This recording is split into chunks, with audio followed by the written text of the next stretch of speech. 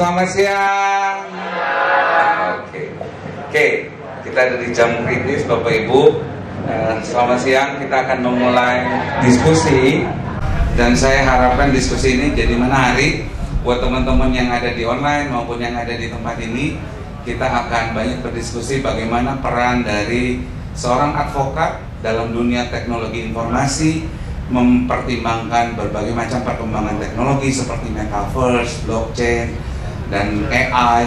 Nah, itu yang kita akan bahas. Tapi sebelum itu, izinkan saya memperkenalkan para senior yang sangat luar biasa. Kita akan panggil bersama-sama. Pertama, kita undang Bapak Dr. Eril Prima Putra Agus. Bapak, silakan. Bapak Eril ini memiliki pendidikan S1 di Universitas Sriwijaya Palembang, S2 di Universitas Tanjung Pura Pontianak, dan S3 di Universitas Jayabaya Jakarta.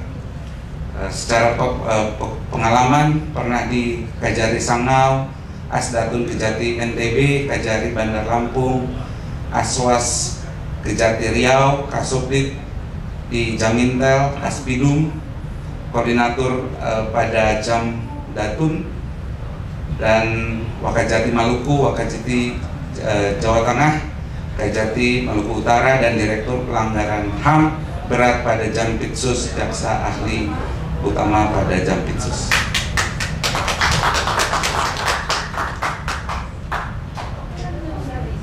Yang kedua, kita akan panggilkan narasumber yang luar biasa juga.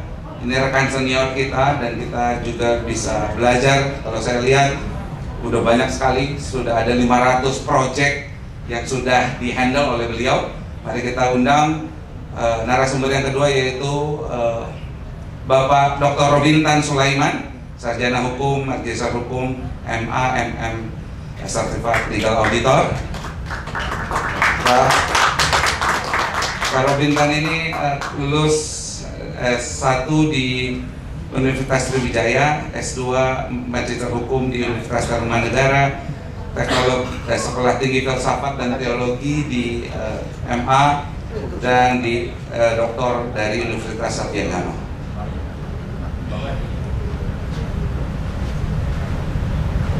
Yang ketiga, tidak kalah luar biasa, ini guru kita, sama-sama kita bisa juga belajar dan menjadi salah satu mentor buat kita di Peratin. Mari kita undang narasumber yang ketiga, yaitu Bapak Singgi Budi Prakoso. Tadi tepuk tangan yang meriah.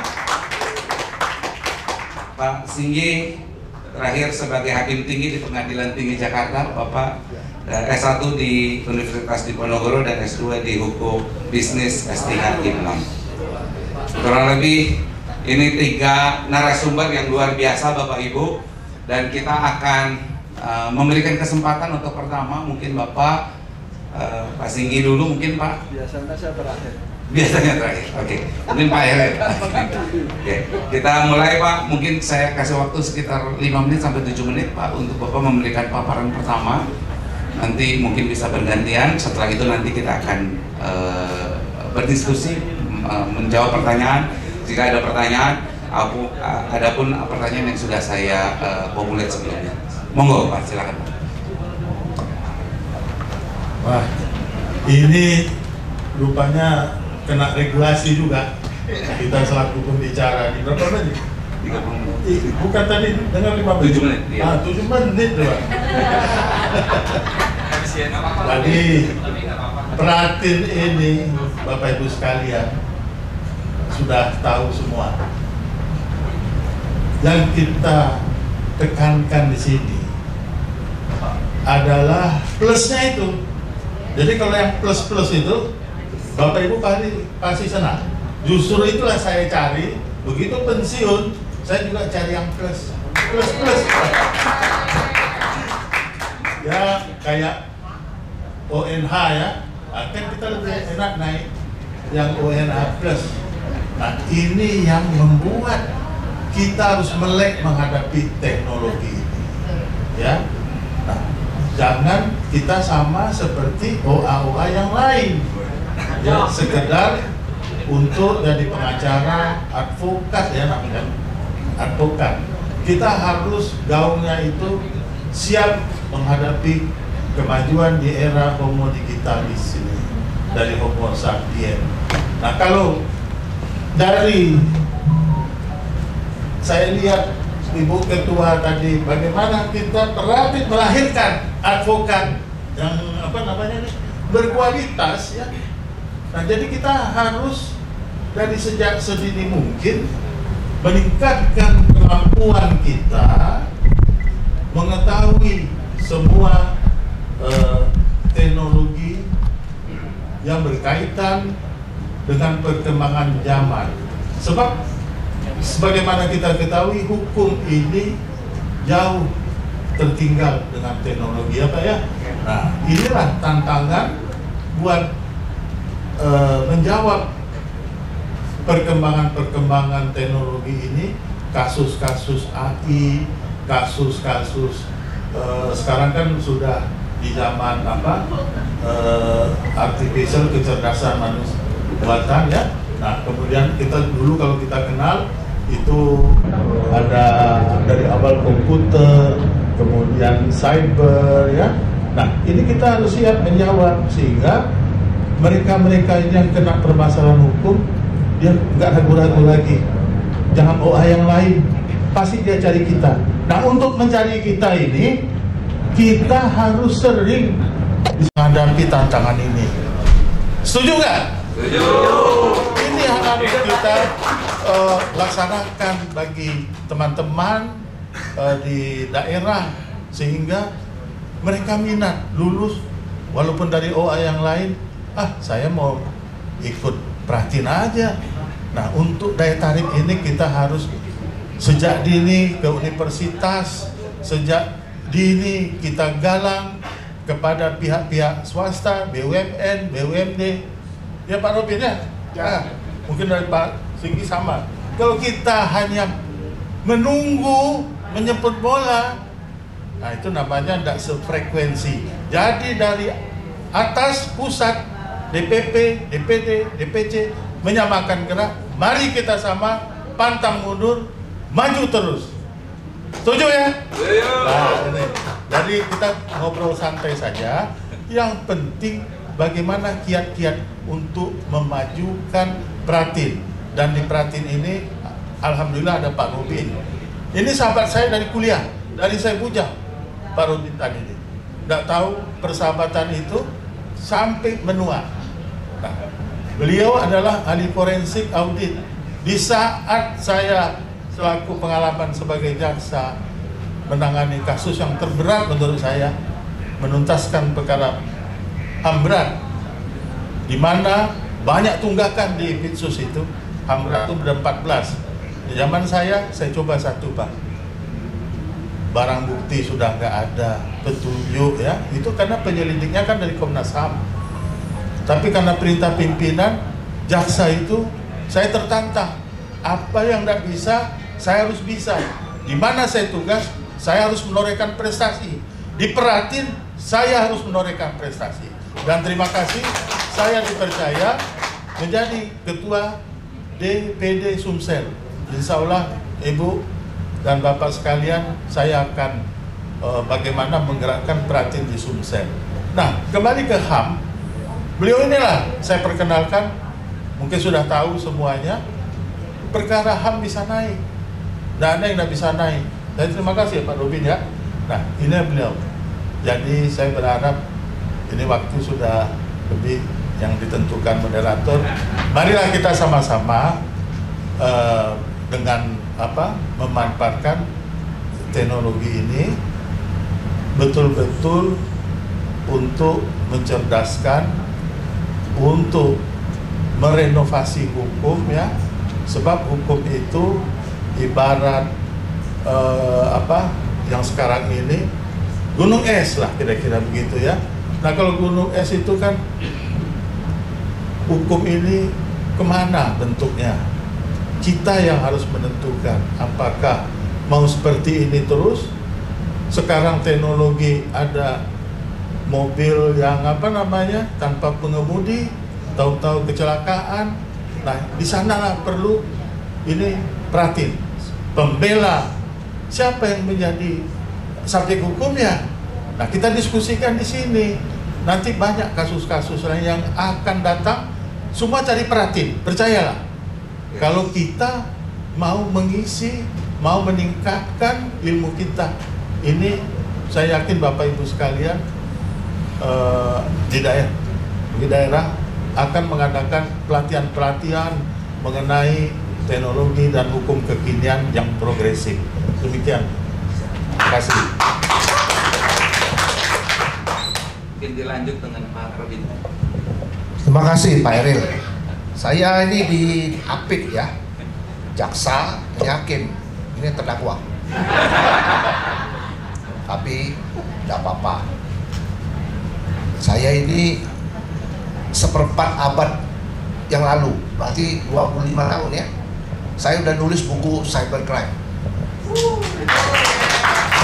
25 tahun yang lalu, tahun 2000 saya udah nulis soal cybercrime. Bukunya habis ludas di Gramedia dulu ya.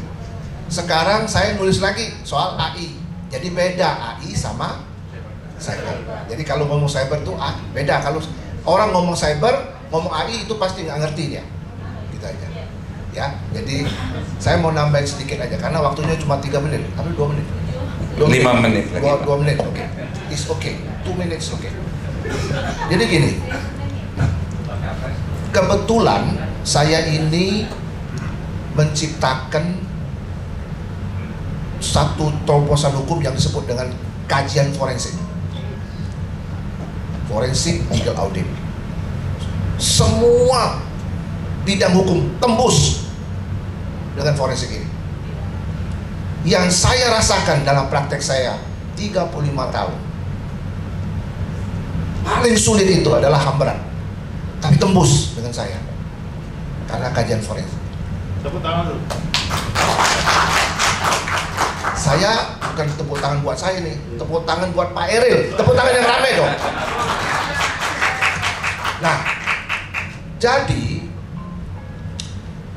apa yang menjadi dasar pemikiran Pratin ini dibuat?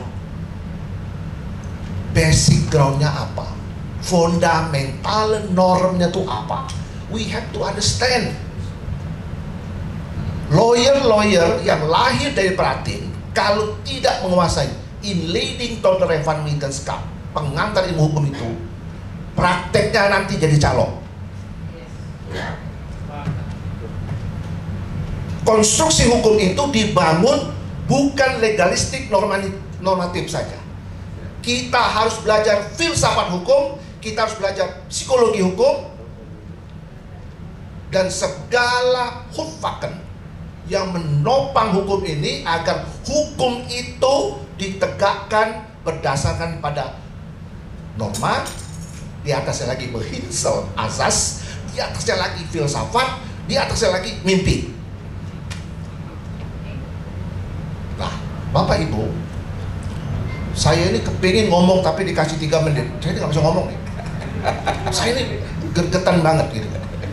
Jadi hukum itu kayak BBM. BBM itu diolah bisa jadi pertalite, bisa jadi aftur, bisa jadi solar, bisa jadi lilin, bisa jadi aspal, bisa jadi segala macam minyak. Itulah hukum perdata, pidana, administrasi, hukum HTN, hukum tertentu, hukum pajak, hukum itu derivatifnya. Perdata tuh derivatifnya banyak sekali gitu. Hukum tertentu derivatifnya gitu. Nah, ilmu forensik helikopter view,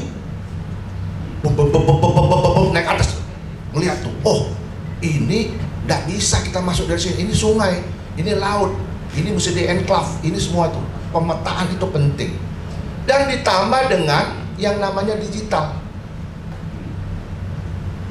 Dunia sudah berubah. Nanti at the end, setelah artificial narrow intelligence ini naik jadi AGI, artificial general intelligence, ini akan semua birokrat ini tidak lagi bisa ketemu dengan namanya wawancara lagi. Kalau mau naik pangkat, masuk mesin. Nggak lagi ada hakim, jaksa, nggak perlu lagi. Ada namanya e-prosecutor, e-judge. Semua pakai mesin. Jadi kalau orang mau tes, mau naik golongan 3 jadi golongan 4, masuk tes, di situ ditulis, dites, terus Anda nggak lulus, Anda 3 bulan balik lagi. 2 kali, 3 kali dibilang Anda nggak lulus, Anda tetap aja di golongan 3 saja, dan Anda disuruh berhenti jadi pegawai negeri karena Anda nggak perform di sini. AI sekarang ini sudah sampai pada tahap itu. Nanti ketika artificial super intelligence ini masuk, kira-kira menurut saya is about 30 up to 40 years later itu akan terjadi ASI. Tidak ada lagi namanya mortalitas, yang ada adalah eternally manusia di cloning ya sebagai robot berbentuk manusia. Robot itu bukan bentuk manusia, robot itu semua, ini robot, ini robot, semua robot, ini robot semua, kacamata semua robot. Tapi ada robot berbentuk manusia yang tidak bisa mati dan tidak perlu makan resource, dia cuma perlu charging. Now he's going to. Ini yang Peratin mesti siapkan perangkat hukum. Tadi Pak Erin bicara, hukum tertatih-tatih menghadapi seperti ini. Bagaimana tidak ada subjek hukum yang melakukan itu? Bagaimana kalau AI melakukan tindak pidana? Tuh rekening fatbarnya. Siapa yang diminta pertanggungjawaban? Karena AI dia self standard, dia berdiri sendiri. So, dalam diskursus singkat seperti ini, saya cuma berpesan. Saya ada bicara sama Ibu Ketua, Bu, kalau ada acara kurangin yang formal-formal. Kita masuk ke inti masalah kita, sumber daya manusia kita. Ini yang penting, bukan bicara sambutan-sambutan tuh. Nggak penting menurut saya. Karena we need this strategy next.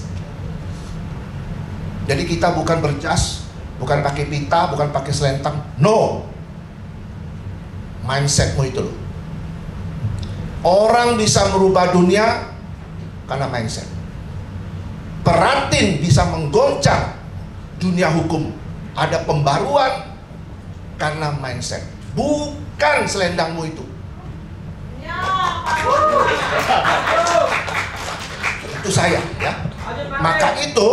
Maka itu saya ada ngomong sama Ibu, Bu, kalau ada acara-acara Bu, undang pakar-pakar Bu, kita dengar, kita listening, kita dengar baik-baik. Mereka itu pasti membawa positif buat kita.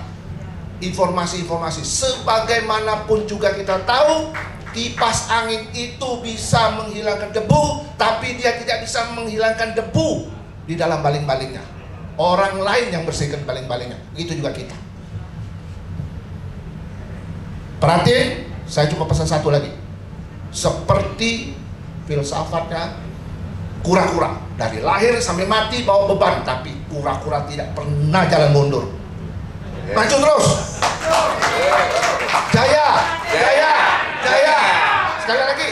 Jaya, jaya, jaya. Arigatou gozaimasu. Lanjut Pak Singgi. Tes.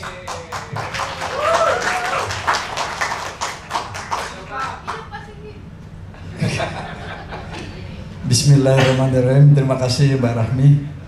Jadi Pak Jaksa tuntutan sudah. Jadi saya mengadili. Maaf. Saya ini 7 angkatan saya ngajar. Jadi kalau sampai lulusan Peratin itu tidak berprestasi, saya harusnya ikut bertanggung jawab. Ya.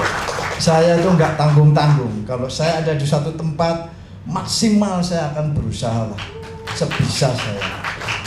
Ya. Oleh karena itu pesan saya kepada motor kita Pak Jimmy, tolong kita evaluasi.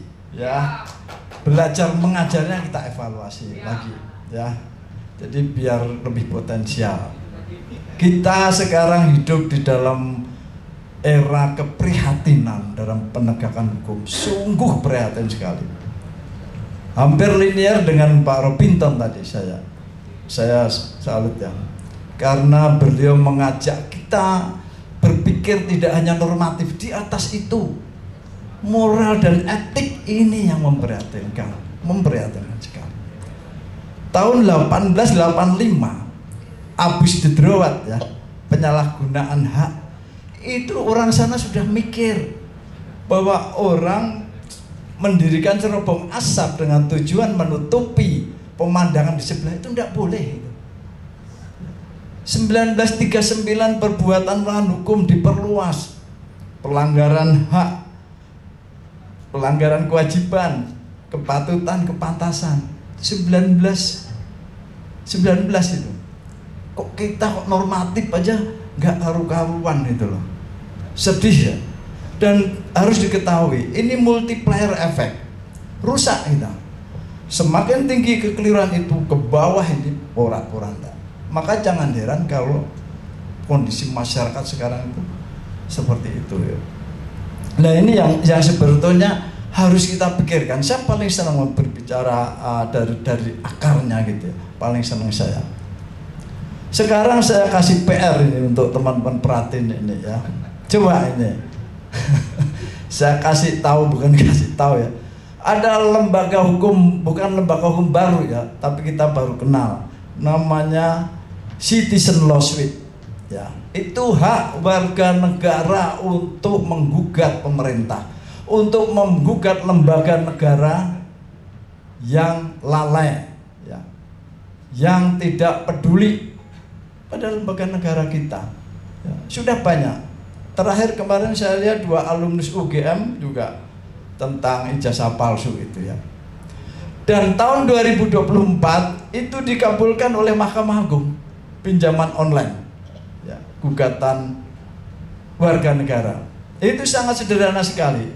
Yang penting penggugat adalah warga negara. Objeknya adalah pembiaran.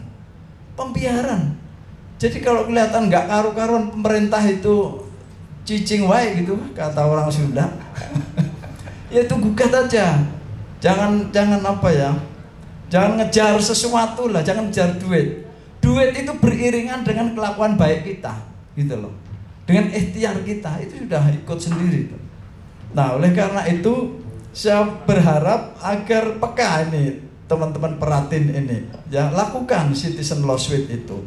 Gampang sekali. Tidak perlu membuktikan kerugian, tidak perlu. Ya, cukup ada pembiaran, ada masalah, tidak diperhatikan. Nanti yang kita hukum untuk melakukan regulasi. Itu lembaga-lembaga yang kita hukum itu.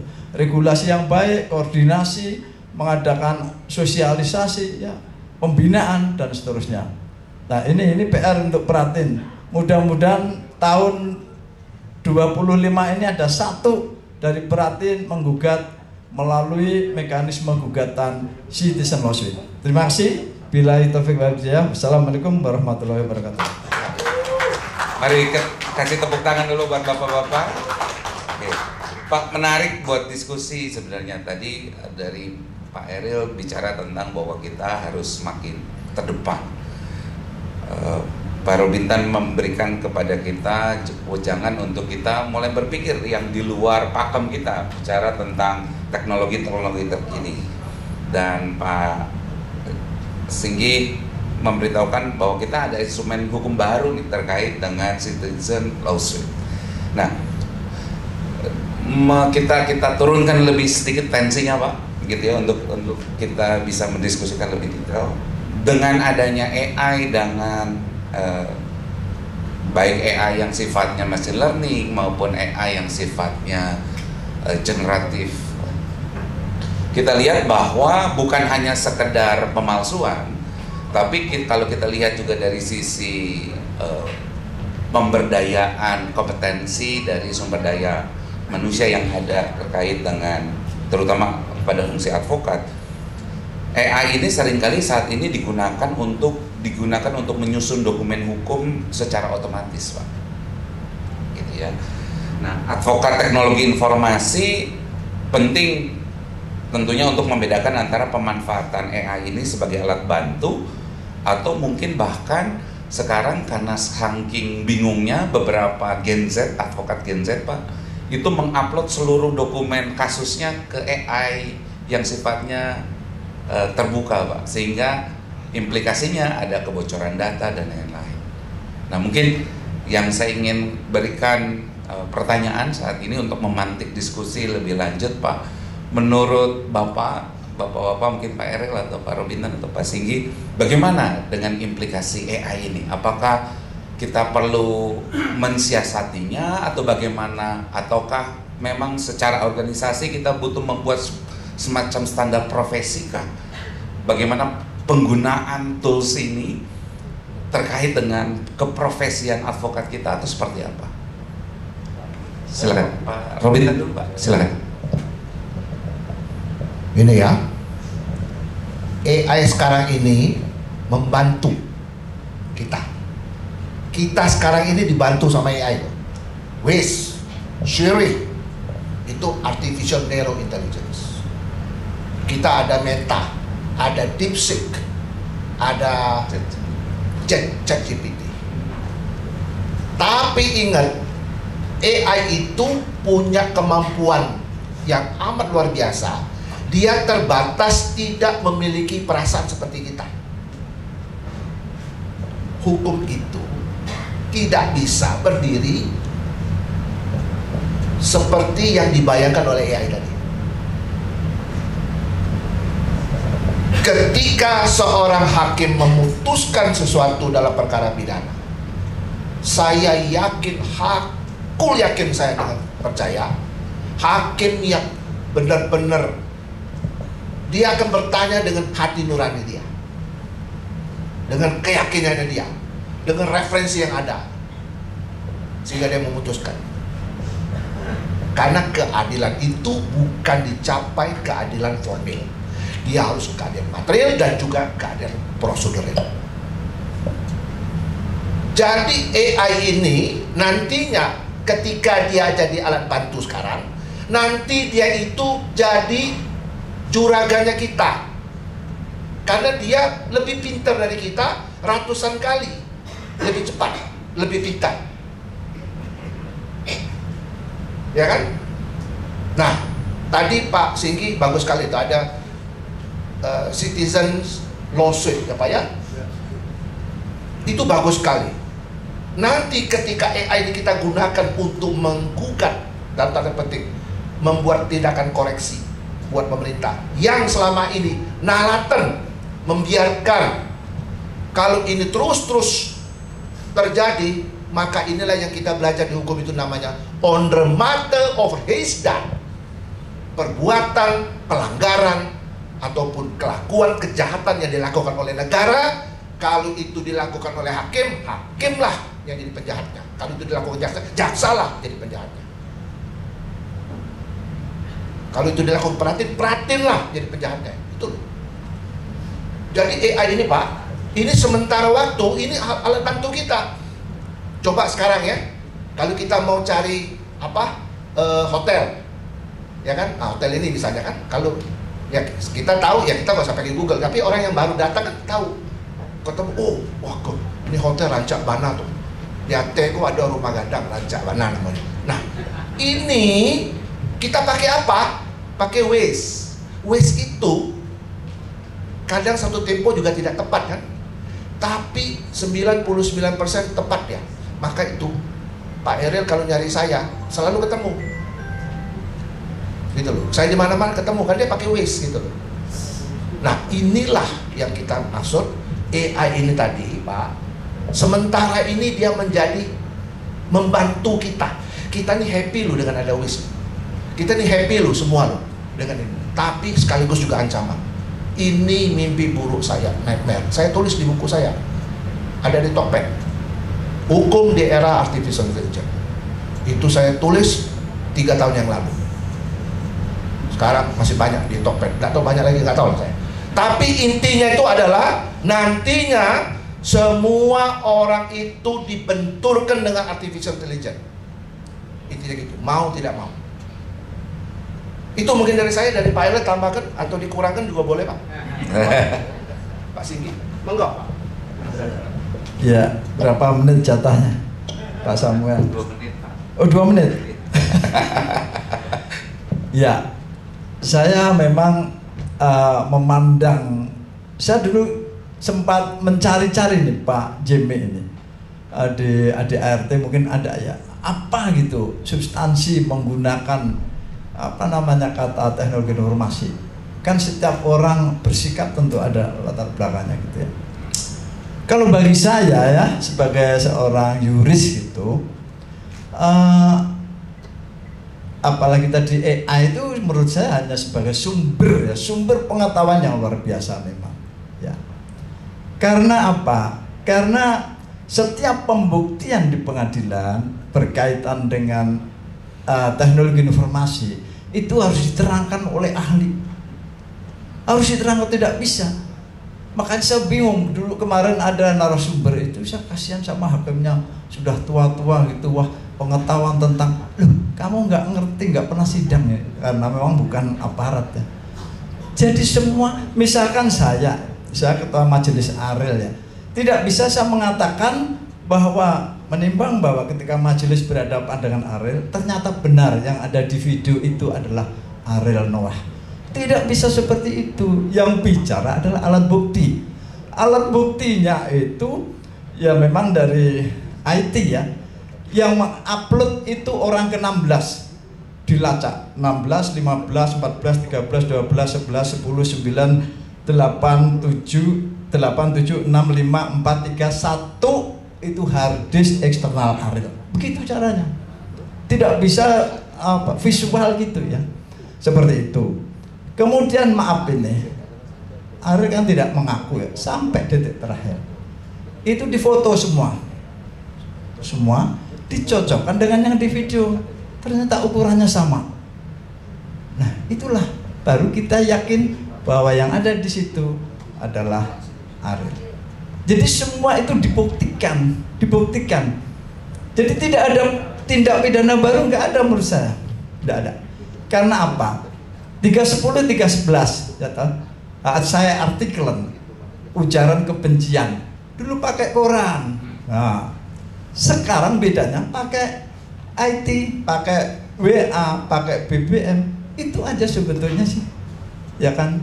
Jadi hanya apa namanya modus ya, modus atau actus reusnya menggunakan teknologi itu saja sebetulnya. Lebih mudah lagi Undang-Undang 124 tentang ITE, 3 alat bukti ditambah ya. Dokumen elektronik, informasi elektronik, dan printoutnya. Selesai saja sebenarnya ya. Termasuk apabila kita sidangkan KPK ya, yang disadap. Jadi ini banyak yang keliru bahwa yang disadap itu suaranya. Mau ganti HP sampai 50 kali, suara sudah ada, masuk, kena dia. Kita tidak bisa majelis yakin bahwa setelah melihat terdakwa suaranya dicocokkan dengan suara sadapan maka benar. Tidak bisa seperti itu. Diambil contohnya, direkam, kemudian dipakai resonansi oleh ahli, ketemulah bahwa itu suara terdakwa. Nah gitu. Dan itu hanya sebagian kecil daripada alat pembuktian. Jadi itu Pak Samuel yang bisa saya sampaikan. Terima kasih. Pak Eril mau tambahkan? Nanti dulu, Pak Eril dulu. Pak Eril dulu. Jadi saya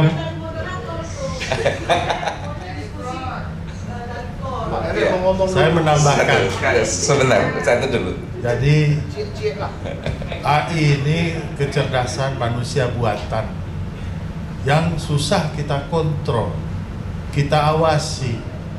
Jadi kalau kita tujuannya baik, ya, kita ciptakan AI itu untuk mempermudah kerja, itu akan bagus. Tapi dia untuk pengontrolannya ini yang berat. Saya baca di WA grup dari Pak Jimmy ya, saya baca itu. Contoh di Albania, Pak Jimmy. Tapi kenapa saya bicarakan di sini? Itu di Albania ada menteri tapi robot, kan luar biasa itu. Nah, dia disumpah, dia dilantik jadi menteri, tapi bukan manusia. Siapa namanya Pak Jimmy? Dila ya, kalau nggak salah ada saya baca itu. Nah, bagaimana ini?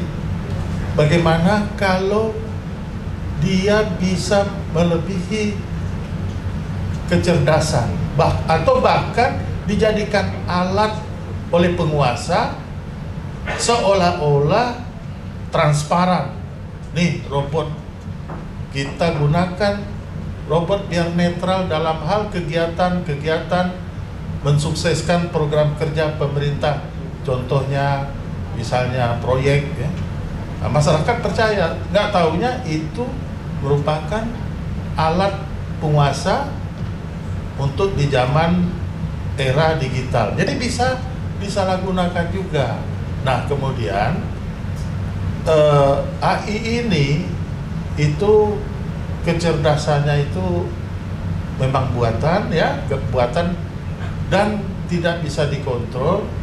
Dan kalau tidak salah saya baca, mohon maaf Pak Hakim, itu jadikan apa ya Pak Robin ya, kalau saya tuh di pengadilan itu tidak bisa dijadikan patokan ya, karena dia itu kecerdasan yang luar biasa. Mungkin nanti Pak Robin bisa jelaskan tambahan. Nah, jadi kita di sini kontrolnya itu yang sulit, tapi kita mau tidak mau masa depan ini ya kita ada memberikan kepada kita wejangan untuk kita mulai berpikir yang di luar pakem kita, bicara tentang teknologi-teknologi terkini. Dan Pak Singgi memberitahukan bahwa kita ada instrumen hukum baru nih terkait dengan citizen lawsuit. Nah, kita turunkan lebih sedikit tensinya Pak, gitu ya, untuk kita bisa mendiskusikan lebih detail. Dengan adanya AI, dengan baik AI yang sifatnya machine learning maupun AI yang sifatnya generatif, kita lihat bahwa bukan hanya sekedar pemalsuan, tapi kalau kita lihat juga dari sisi pemberdayaan kompetensi dari sumber daya manusia yang ada terkait dengan terutama pada fungsi advokat. AI ini seringkali saat ini digunakan untuk menyusun dokumen hukum secara otomatis, Pak. Gitu ya. Nah, advokat teknologi informasi penting tentunya untuk membedakan antara pemanfaatan AI ini sebagai alat bantu atau mungkin bahkan sekarang karena saking bingungnya beberapa Gen Z, advokat Gen Z, Pak, itu mengupload seluruh dokumen kasusnya ke AI yang sifatnya terbuka, Pak, sehingga implikasinya ada kebocoran data dan lain-lain. Nah, mungkin yang saya ingin berikan pertanyaan saat ini untuk memantik diskusi lebih lanjut, Pak, menurut Bapak mungkin Pak Eril atau Pak Robinan atau Pak Singgi, bagaimana dengan implikasi AI ini? Apakah kita perlu mensiasatinya atau bagaimana? Ataukah memang secara organisasi kita butuh membuat semacam standar profesi kah? Bagaimana penggunaan tools ini terkait dengan keprofesian advokat kita atau seperti apa? Silakan Pak Robinan dulu, Pak. Silakan. Ini ya, AI sekarang ini membantu kita. Kita sekarang ini dibantu sama AI. Wes, Siri, itu artificial narrow intelligence. Kita ada Meta, ada DeepSeek, ada ChatGPT. Tapi ingat, AI itu punya kemampuan yang amat luar biasa. Dia terbatas, tidak memiliki perasaan seperti kita. Hukum itu tidak bisa berdiri seperti yang dibayangkan oleh AI tadi.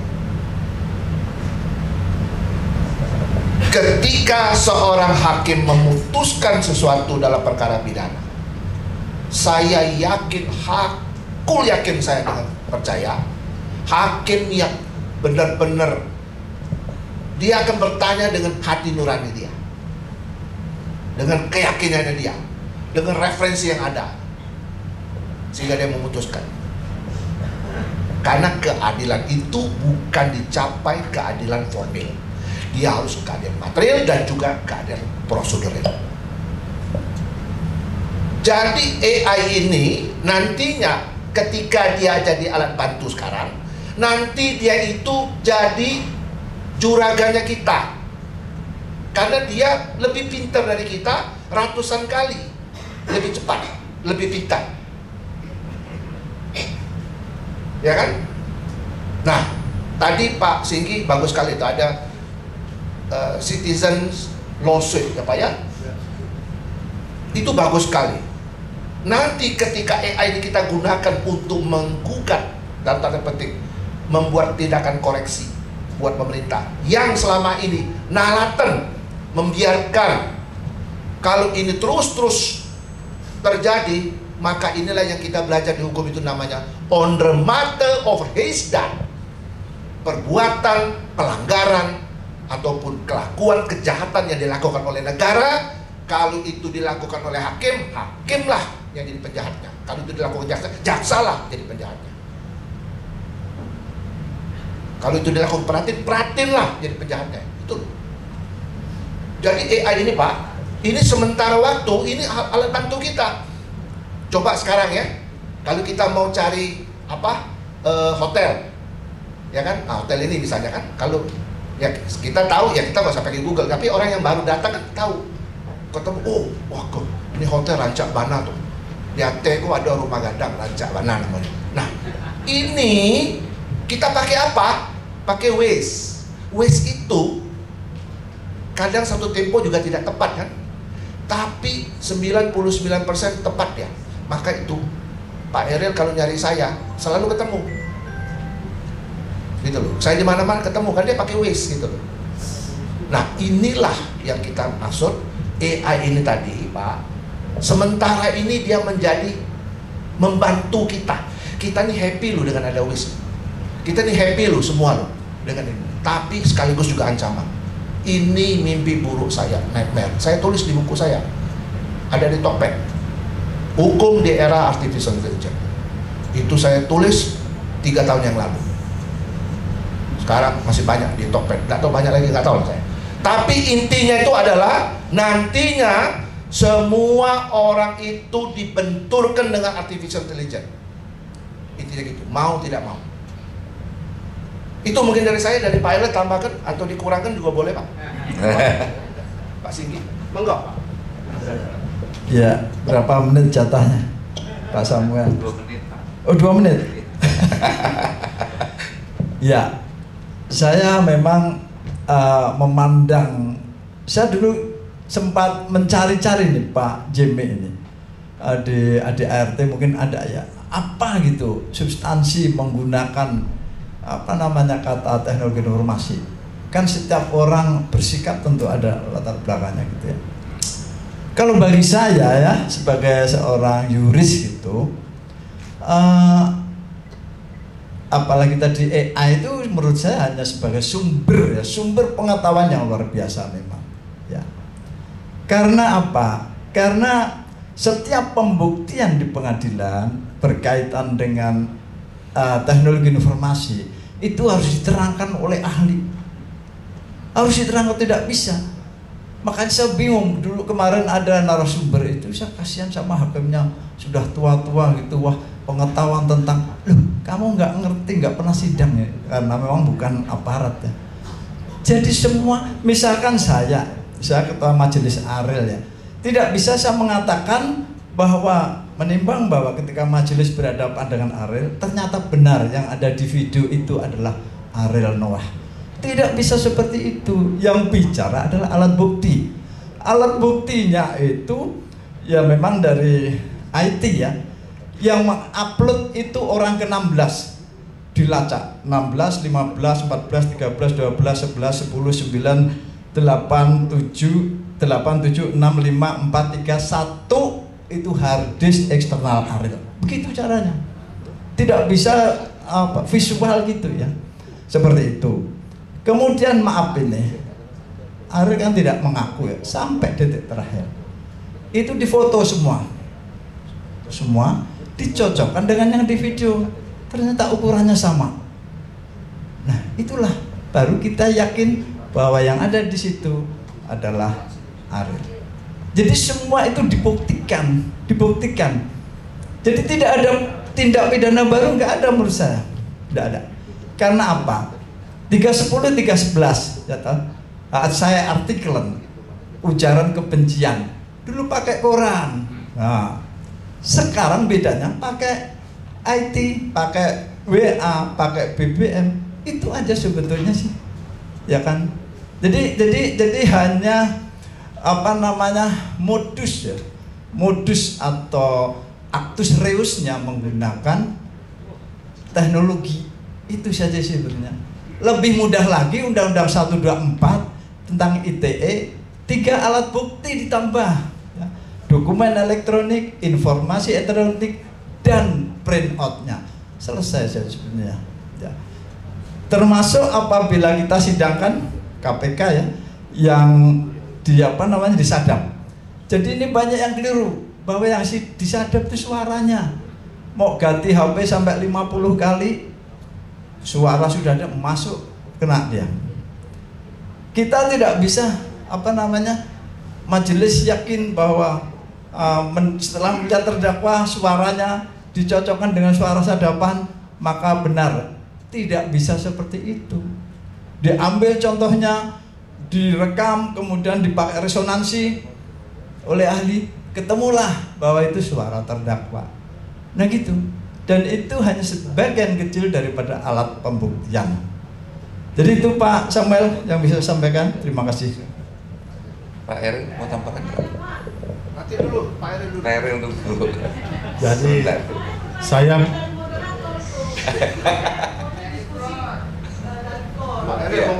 menambahkan. Sebentar, satu dulu. Jadi AI ini kecerdasan manusia buatan yang susah kita kontrol, kita awasi. Jadi kalau kita tujuannya baik, ya, kita menciptakan AI itu untuk mempermudah kerja, itu akan bagus. Tapi dia untuk pengontrolannya ini yang berat. Saya baca di WA grup dari Pak Jimmy ya, saya baca itu. Contoh di Albania, Pak Jimmy. Tapi kenapa saya bicarakan di sini? Itu di Albania ada menteri tapi robot, kan luar biasa itu. Nah, dia disumpah, dia dilantik jadi menteri, tapi bukan manusia. Siapa namanya Pak Jimmy? Dila ya, kalau nggak salah ada saya baca itu. Nah, bagaimana ini? Bagaimana kalau dia bisa melebihi kecerdasan, atau bahkan dijadikan alat oleh penguasa seolah-olah transparan. Nih robot, kita gunakan robot biar netral dalam hal kegiatan-kegiatan mensukseskan program kerja pemerintah. Contohnya misalnya proyek ya. Nah, masyarakat percaya, nggak taunya itu merupakan alat penguasa untuk di zaman era digital. Jadi bisa disalahgunakan juga. Nah, kemudian AI ini itu kecerdasannya itu memang buatan ya, buatan dan tidak bisa dikontrol. Dan kalau tidak salah saya baca, mohon maaf Pak Hakim, itu jadikan apa ya Pak Robin ya, kalau saya tuh di pengadilan itu enggak Kita baru kuasa hukum, jangan salah itu. atau saksi ahli. Nah, ada lagi saksi ahli. Mana ada saksi ahli? Ahli yang ada. Saksi itu faktual. Jadi kita lihat dari pelatihan, jangan coba-coba saya kuasa hukum dari terdakwa, kelihatan bahwa kita tuh nggak ngerti gitu. malu aja. Ya, ingat ya, jangan sampai coba-coba itu yang gampang-gampangnya salah. Saya mendatangkan saksi ahli yang meringankan, lebih salah lagi itu. Mana ada ahli meringankan? Ahli itu bicara soal doktrin akademik. Saya praktekkan di dalam semua saya berhadapan. Kasus Sambo, kasus siapa itu, pokoknya saya datang, saya ngomong, saya nggak peduli, saya akan tegakkan doktrinnya itu loh. Kalau kita berbicara hukum, ini loh, sampai yang mulia, habis saya itu, kasih itu, datangin saya, Pak Robi jangan pulang dulu ya, Pak, ayo kita diskusi Pak, karena tempat Bapak aja, mau belajar itu. Cara berpikir kita tuh mesti linear gitu. Ini nggak gampang Pak, belajar hukum itu nggak gampang Pak. Kalau cuma iseng-iseng aja berhadiah TTS, nggak usah, lebih baik nggak usah. Ujung-ujungnya Wani Piro, mati kita di bawah Wani Piro semua, kacau kita. Ya kurang lebih kayak gitu. Terima kasih Pak. Terima kasih Pak. Mungkin ada pertanyaan Bapak Ibu.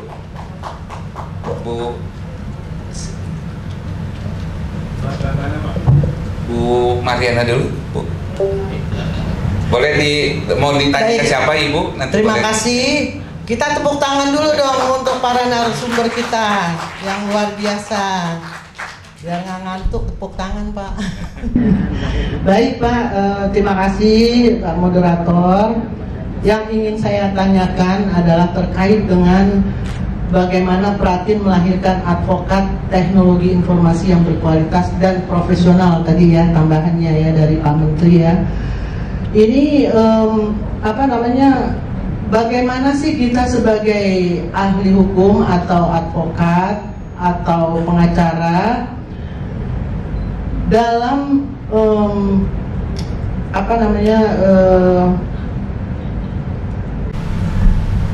peran kita hukum dalam melindungi hak cipta dan kekayaan intelektual di era digital ini. Jadi banyak hal-hal yang harus kita cermati ya, mungkin bapak-bapak para narasumber ini kan luar biasa ya. Mohon pencerahannya, silahkan mungkin dari Pak Eril atau Pak Robintan atau Pak Singgi, silahkan. Terima kasih Pak. Siap, terima kasih. Tahan dulu Pak, tahan dulu. Mungkin satu lagi Pak pertanyaan. Yang di sini dulu, yang depan. Bapak siapa? Boleh sebutkan nama Pak. Saya Heri Rumawatin dari UPC Tangerang. Siap. Ya, pertanyaan saya sangat simpel dan mungkin yang kita temui sehari-hari ya. Dengan begitu cepatnya kemajuan teknologi ini, kita rasakan bahwa hukum aturan kita tertinggal. Bahkan bukan hanya tertinggal, ditabrak. Dan kita sebagai masyarakat sepertinya hampir kehilangan hak. Ya, ini yang kita alami sehari-hari yang sederhana saja. Sekarang dengan teknologi ini semua pembayaran dengan menggunakan kartu. Bahkan kita kalau membayar dengan uang ditolak. Waktu saya belajar undang-undang, uang itu adalah pembayaran yang sah. Kenapa ditolak? Terus kita punya hak nggak untuk menggugatnya? Ini pertanyaan. Bahkan dengan kartu ini, saya kira semua hampir menggunakan kartu ya, buat e-tola, buat di Indomaret atau Alfamart dan sebagainya. Kalau kita nggak gunakan, sisanya ya 2.000 kan nggak terpakai itu. Bahkan kalau hilang udah puluhan ribu hilang gitu ya. Jutaan orang yang menggunakan dan hilang seperti itu. Ya. Dihitung seluruh Indonesia berapa miliar. Terus kita punya hak untuk menanyakan uang kita itu.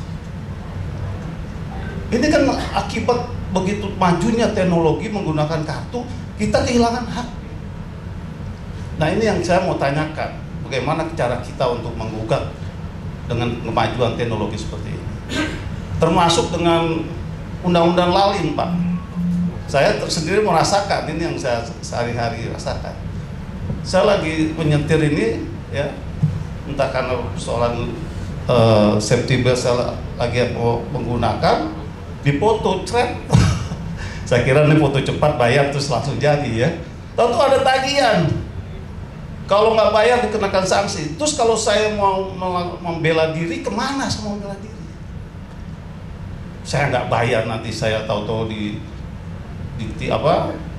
pada saat pembayaran pajak kena sanksi dan sebagainya. Ya mau nggak mau bayar saja. Artinya kan kita kehilangan hak, Pak.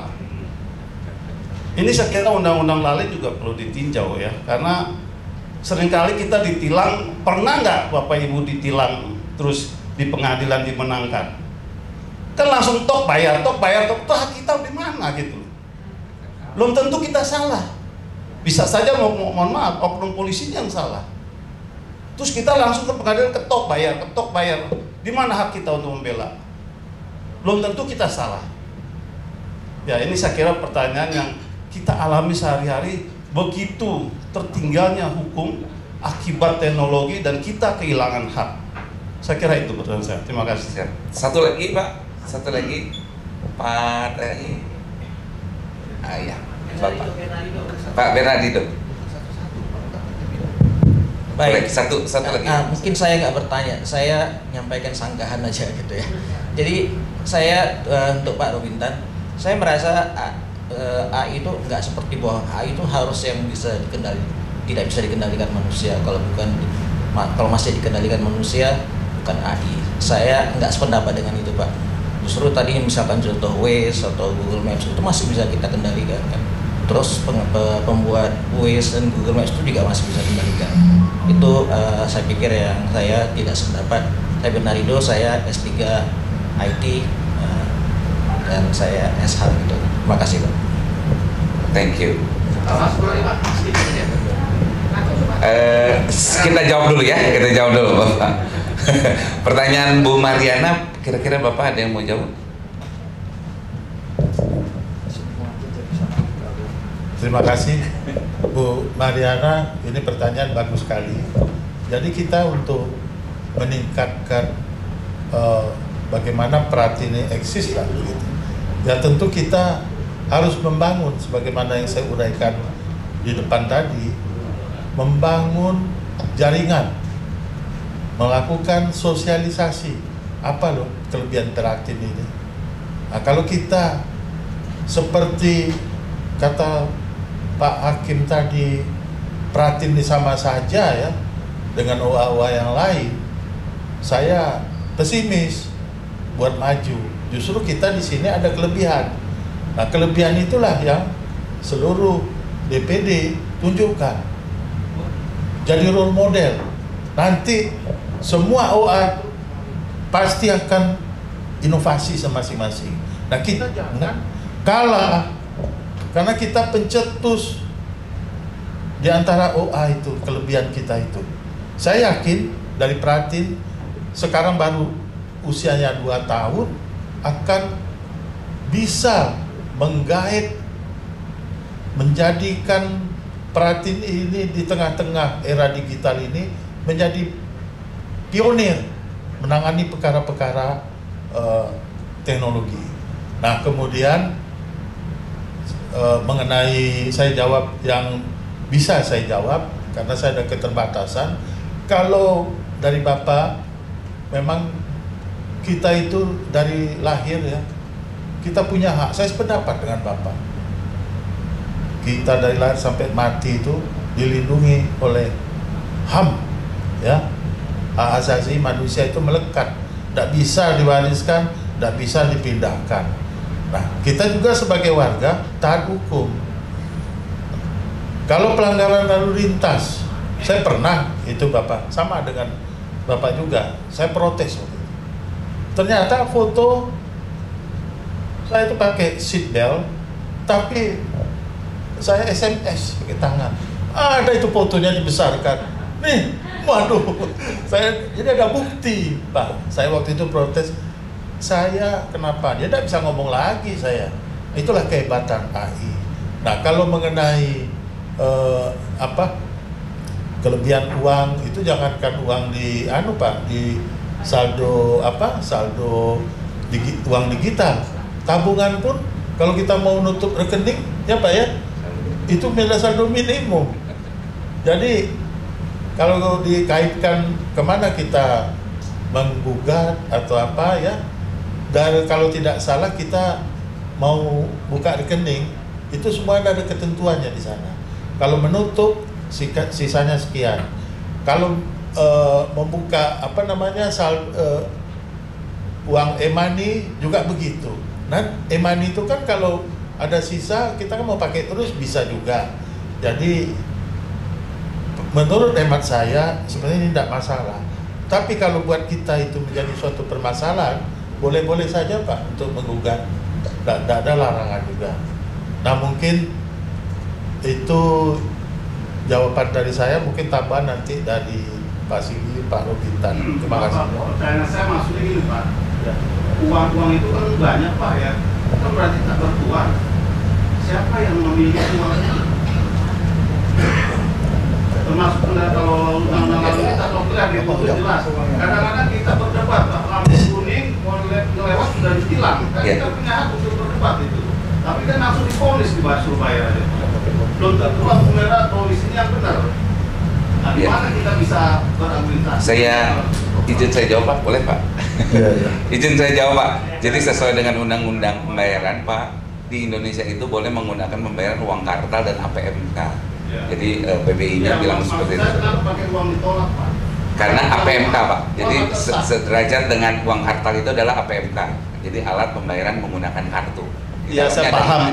Kartu boleh diterima, tapi uang kenapa ditolak? Uang cash. Iya. Padahal di dalam undang-undang pembayaran sah adalah uang. Betul. Ya. Betul. Cuman itu sederajat Pak dan diberikan wewenangnya kepada Bank Sentral. Nah, keputusan itu yang mungkin nanti Bapak mungkin bisa uji. Artinya undang-undang dirubah saja sekarang. Betul. Pembayaran boleh pakai uang, bisa ditolak. Nah, jelas. Iya, uang cash. Saya Pak Samuel, Orang kampung pakai uang masih. saya lanjutkan ya. Ya. Jujur saya stres berat. Semakin banyak yang bertanya saya stres berat. Karena apa? Yang utama, tiket kereta saya ke Bandung jam 5.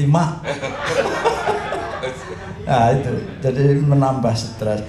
Saya sepakat dengan Pak Batumenah. Saya pernah telepon Bapak ya, karena ponakan saya juga dari Ambon ya Pak ya, Rumahwati Batine ya. Saya setuju. Coba Pak diperhatiin ini, perhatiin suruh gugat pakai citizen lawsuit. Iya. Jadi jangan biarkan itu, nggak genah itu loh. Heran apa? Itu pelanggaran itu. Dia harus menyediakan uang kartal resmi kita kok bayar kok. Kadang-kadang enggak Pak harus pakai kartu. Jengkel kita gitu. Saya nggak ngerti. Ini kesalahan regulator ini kan. Entah siapa, banyak permasalahan sebetulnya. Yang kredit, yang saya sering dimintai konsultasi itu. Tidak sebagai nasabah tapi diblokir. Udah gitu diajak bicara susah. JK susah, BI susah. Nah ini kenapa nggak tanggap ini? Inilah yang disebut pembiaran itu. Ya. Kalau masalah tilang Pak, itu memang punya hak Pak, punya hak untuk melawan. Kalau melawan maka disidangkan Pak, pasti disidangkan itu. Ya. Jadi kalau sudah nggak sidang berarti itu sudah tinggal mengamini ya, apalagi sudah titip juga itu ya. Jadi saya terima kasih Pak, itu sangat bagus sekali karena itu kepentingan umum Pak. Seperti objek daripada citizen lawsuit adalah kepentingan umum terlindungi. Jadi kegagalan, lupa atau pembiaran yang dilakukan itu menjadi objek gugatan. Terima kasih. Oke. Mari Bapak Ibu kasih tepuk tangan dulu. Karena waktu juga, jadi kita harus sudahi Bapak Ibu. Nanti kita akan ada pertemuan-pertemuan dan diskusi lanjutan. Nanti kita akan, karena waktu Pak, jadi saya dapat instruksi dari belakang. Nanti boleh dicek Pak. Mungkin gini, saya mau nambahkan ya, ini nyangkut dengan saya. Ini yang Ibu Mariana tanya tadi mengenai hak cipta, copyright dan sebagainya. At the end nggak ada lagi itu. Ini ada peristiwa nih, seorang monkey monyet, dia selfie, cek fotonya, Naruto namanya, cek di Google itu ada. Foto selfie dia itu laku 125 miliar, dapat diklaim yang punya Tustel itu klaim. Karena waktu dia mau difoto, monyetnya nggak mau, orangnya naruh, Diambil selfie dia, cekrek, dia foto sendiri. Naruto. Hak ciptanya ke siapa? Diuji itu di Amerika itu. Nanti alien nggak ada lagi. Itu pertama ya. Kedua, mengenai uang kartal dengan uang digital ini tadi. Saya mau pertegas, kalau masalah tidak terima tidak terima itu sangat kasuistis. Tapi uang yang ada di dalam kita punya e-wallet itu uang ya untuk mempermudah transaksi supaya tidak terjadi hal-hal yang di luar tujuan itu. Maka itu ada undang-undang nanti pembatas uang kartal. Nanti mendisahkan loh. Kita nggak boleh lagi belanja lebih dari 2 juta atau 3 juta uang tunai. Semua melalui elektronik. Untuk apa? Itu juga untuk mencegah preventif resora terhadap tindak pidana korupsi. Nggak bisa lagi orang bawa duit banyak-banyak sampai di Mahkamah Agung punya staf itu sampai 1 triliun. Terkejut saya betul-betul. Itu ya. Nah, jadi itu. Nah, uang itu kemana larinya? Ke issuer. Issuernya itu yang dapat uang itu gitu loh. Siapa yang memberontak soal pembayaran ini? Orang-orang anak-anak muda tuh Gen Z tuh berontak semua. Maka itu mereka menciptakan kripto. Mereka ciptakan kebebasan finansial. Ngapain lu ngurusin duit gua? Gua punya duit, maka tuh ada kripto, ada Bitcoin gitu loh. Mau cerita itu panjang lagi. Terus ada perbedaan pendapat. Boleh saja. Pendapat boleh berbeda ya. Tapi pendapatan juga boleh berbeda kan? Begini, mengapa saya bilang itu AI itu tidak bisa dikontrol? Karena AI itu kalau dikontrol bukan AI namanya. Yang kita pakai Waze itu dia pakai algoritma loh. Bisa you kontrol algoritma itu? Contoh nih yang gampang aja. Mau ke satu tempat, belok kiri 300 meter, belok kanan. Terus kita bilang, nggak bisa, saya mau belok kanan. Bisa nggak? You cannot do that. Ini adalah algoritma AI yang bekerja sendiri dan dia tidak bisa dikontrol oleh kita. Itulah AI, tapi artificial narrow intelligence. That's the point. Terima kasih. Yuk, makan kita. Oke. Mari kasih tepuk tangan. Cie Lai. Cie Lai. Terakhir Pak. Ati wak sanang bana kok, abdi waktunya toh. Saya kasih waktu 1 menit ya Pak, 1 menit. Sebenarnya Bapak, pertanyaan ini sangat menggelitik sekali. Dari tadi saya mau tanyakan, tapi karena banyak teman-teman, saya Dr. Haji Herianto, SHMM. Saya adalah mantan anggota DPR Pak, yang lalu-lalu. Sering saya dengar beberapa yang diucapkan. Di antara yang lain, nah saya mendengar tadi apa yang Bapak sampaikan terkait dengan apa, udah saya catat kok hilang lagi. Ya.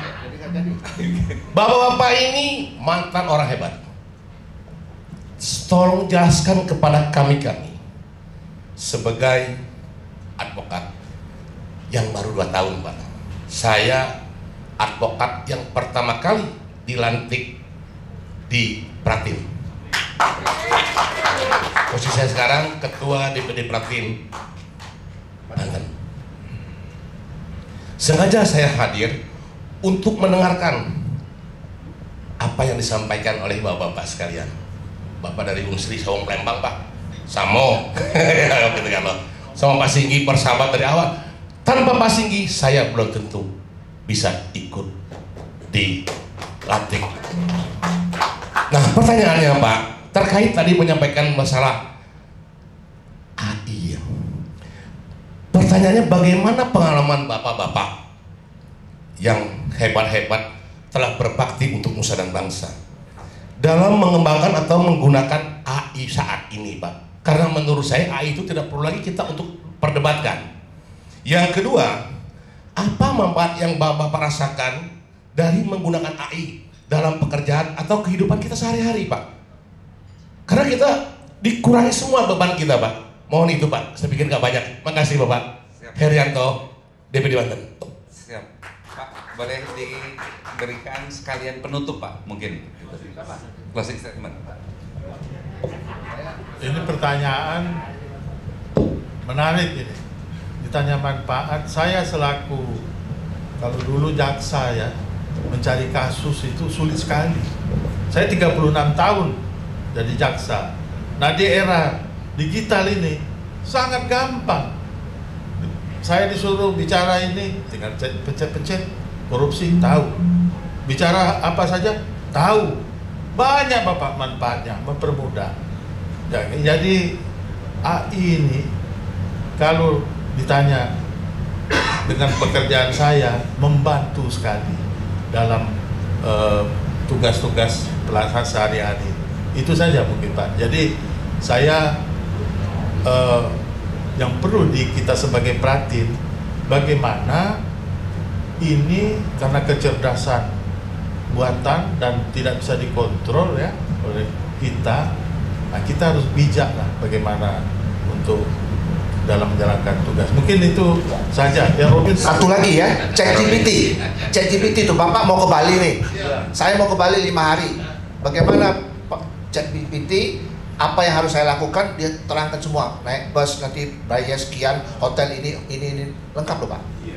Nah, itulah gunanya Pak. Mantap kan? Itu IQ-nya 14. Iyalah. Jadi begini Pak ya, saya buat ini statement, closing statement ya. Kita di sini semua belajar. Ketika kita tidak belajar lagi, kita itu decline, turun. Maka itu saya takut benar ketemu sama bapak-bapak nih. Ini kan orang pintar semua nih, orang-orang yang ahli di bidang hukum semua kan, itu. Nah cuma bedanya apa? Ada latar belakang apa? Dokter, ada insinyur, ada segala macam itu. Inilah kekhasannya dari pihak Pratin ini loh. Saya belajar banyak dari dokter aku. Apa dokter gigi? Oh, Bapak spesialis apa? Oh, saya oral surgeon. Oh, oral surgeon tuh apa? Bedah mulut yang segala, apa orto, bingkai apa segala. Belajar saya. Menangani kasus-kasus itu, saya ngerti. Nah, kebetulan saya ini belajar forensik. Gampang sekali jadi masuknya tuh. Kayak air, siram, basah semua gitu. Sama karpet-karpetnya. Intinya apa, Pak? Mari kita belajar. Saya, I'm not the best, I'm not number one. Tapi satu yang saya mau Pratin ini maju dengan segala sesuatu yang ada di sini dan kita berdayakan semua upaya kita ini. Dan saya salut sama sekjen kita, ini Pak Hoki. Saya kenal lama nih sama beliau ini. Dan Pak Hoki telah do something yang menurut saya sangat amat luar biasa. Luar biasa bukan biasa di luar, beda ya. Terima kasih Pak Samuel. Closing statement aja Pak, boleh? Oh, closing ya? Closing statement. Oke lah. Jadi Pak, saya Pak sini Pak. Pak Arianto. Ya saya pernah ngobrol Pak, saya telepon. Jadi satu hal ya, AI atau AI tidak punya hati. Setuju ya? Ya. Kalau mau marah perkara kayak AI. Ya, saya kira closing ya. Jadi saya terima kasih sekali, sangat menarik acara hari ini dan semoga Pratin tambah sukses dan yang hadir di sini mendapat berkah dari Allah Subhanahu wa taala. Terima kasih, saya kembalikan pada moderator. Siap. Saya tutup Bapak Ibu.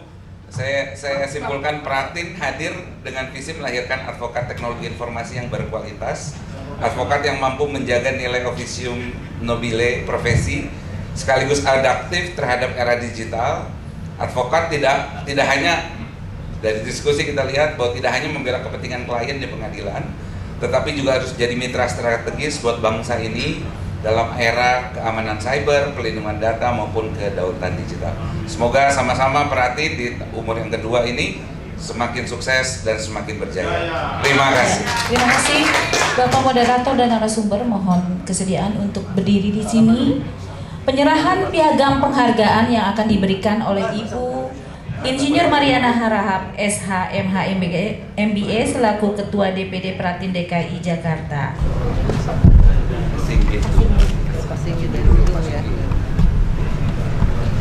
Ya. Terima kasih banyak. Ini Bapak.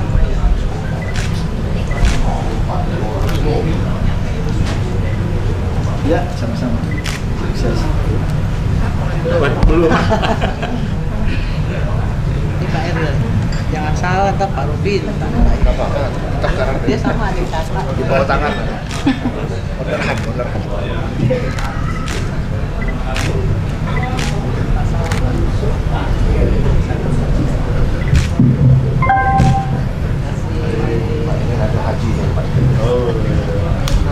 Haji. Wong itu lalu.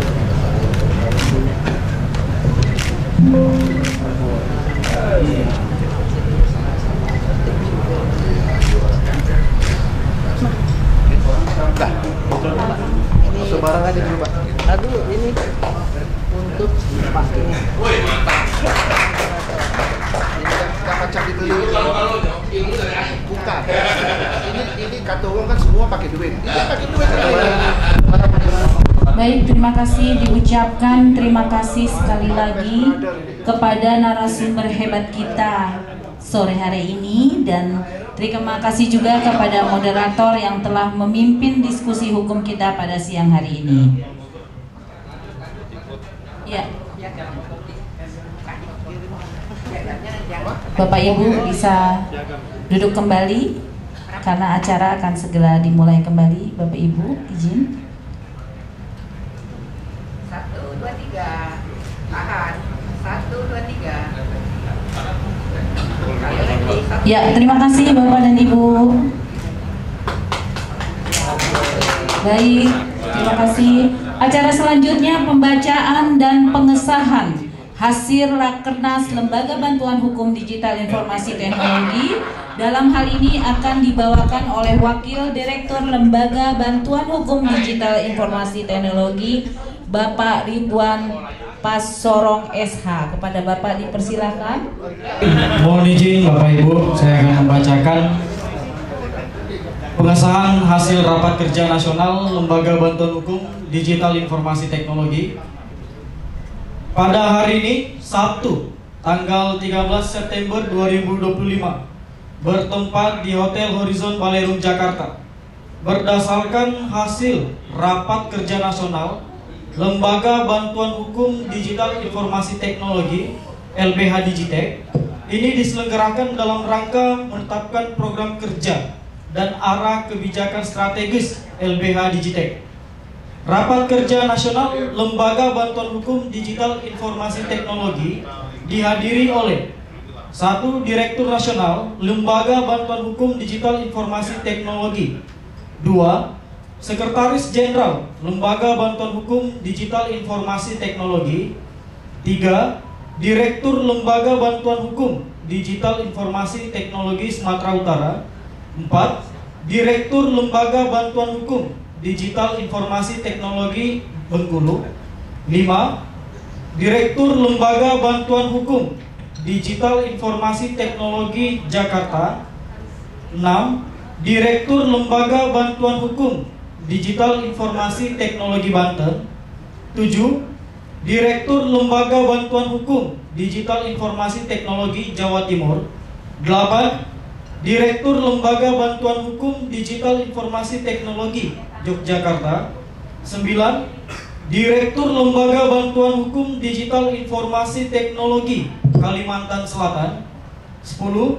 Direktur Lembaga Bantuan Hukum Digital Informasi Teknologi Kalimantan Timur, 11. Direktur Lembaga Bantuan Hukum Digital Informasi Teknologi Sulawesi Selatan.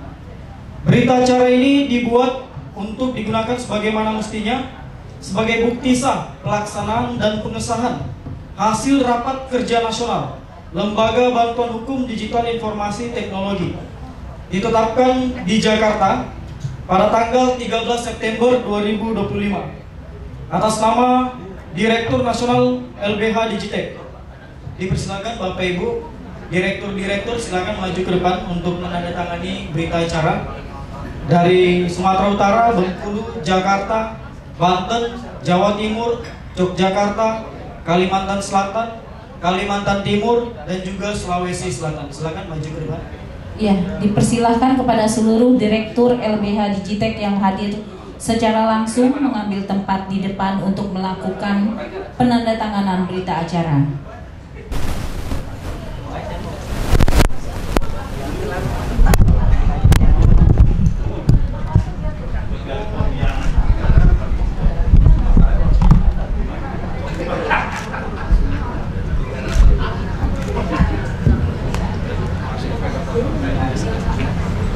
Baik, diucapkan terima kasih kepada Sekretaris Jenderal dan para direktur.